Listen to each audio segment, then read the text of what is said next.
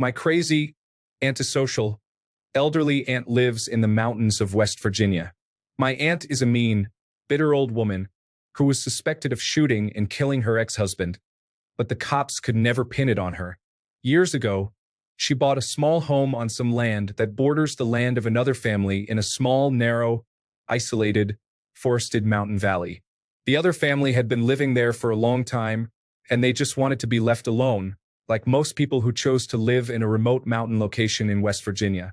My aunt bought chickens and started to let them run around, unfenced on her property, and the neighbors' dogs were very interested in those chickens. The chickens would roam around and go over onto the neighbor's property. One day, without warning, she killed her neighbor's dogs for killing one of her chickens, and only one of the dogs was killed on her property. The other one was shot dead in the neighbor's front yard. The neighbors had small kids and they loved those dogs. My aunt walked over with a shotgun and told the neighbors that they had better never get another chicken killing dogs again or else she would kill them too. The neighbors didn't take too kindly to her killing their dogs, and her actions with the shotgun, waving it around and threatening them, was over the top. But they didn't call the cops, knowing that my crazy aunt, who had a reputation for being violent, was unlikely to be arrested. And if she was arrested, she would just quickly be released from jail and be back. So a couple weeks later, when my aunt went into town, her home's back window was broken, and a bottle of burning oil and gas was thrown into her home.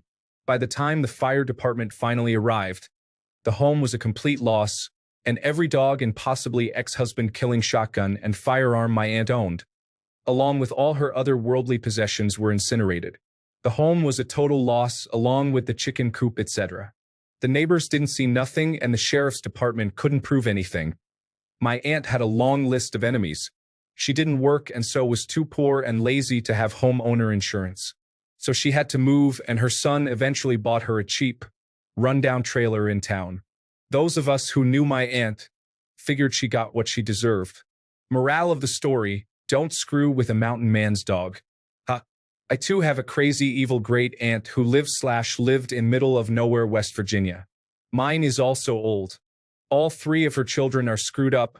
She verbally abused my great-grandma until she was suicidal and an IRL Cinderella, and she would beat her husband while he was dying of cancer. If she's alive or dead, RN, but I feel like our aunts would have made a crazy supervillain duo. Oh, she had chickens too. She's lucky she's alive.